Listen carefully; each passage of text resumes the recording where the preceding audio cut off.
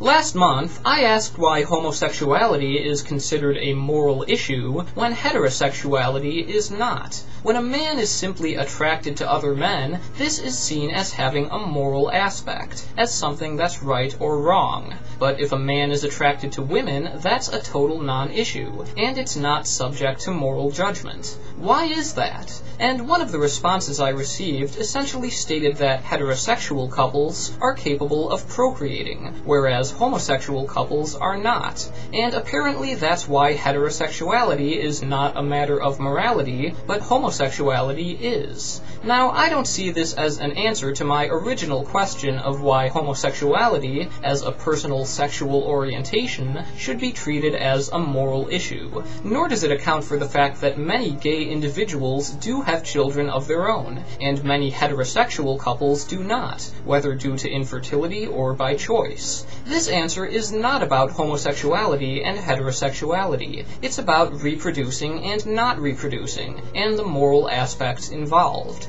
And it seems to assume that not reproducing is a matter of ethical concern, whereas reproduction gets a moral free pass. This went unexplained. It was treated as if it were a given, and I do not accept that. The ethical issues involved in reproduction far outweigh those of not reproducing. I can think of two hypothetical scenarios where not reproducing would be morally objectionable. First, if the genetic diversity among humans decreased to such an extent that it was causing widespread health problems, it could be necessary for fertile people to get together in as many different pairings as possible and try to reproduce in order to increase genetic variation in the next generation.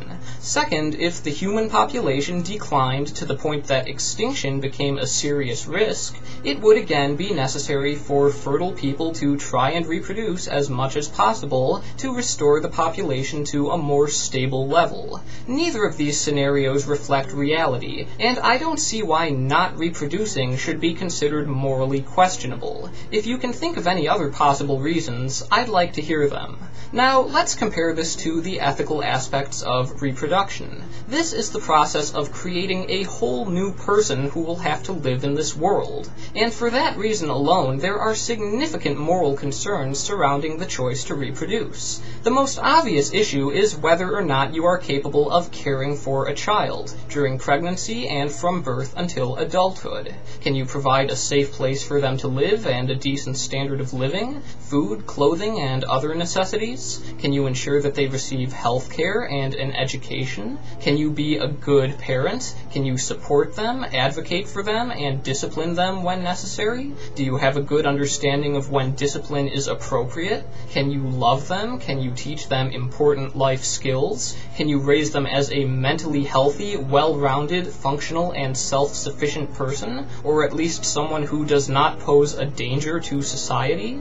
If you cannot fulfill these obligations, reproduction becomes ethically questionable, and it might be better if you did not reproduce. Furthermore, if you find out during pregnancy that the fetus has a birth defect, then depending on the severity, it may be preferable to abort rather than bring a person into the world for whom existence itself is deeply unpleasant. If you or your partner have a family history of serious genetic disorders, this can be avoided by, again, not reproducing. And if you do end up having a child that you are unable to adequately care for, it is your responsibility to find someone who can.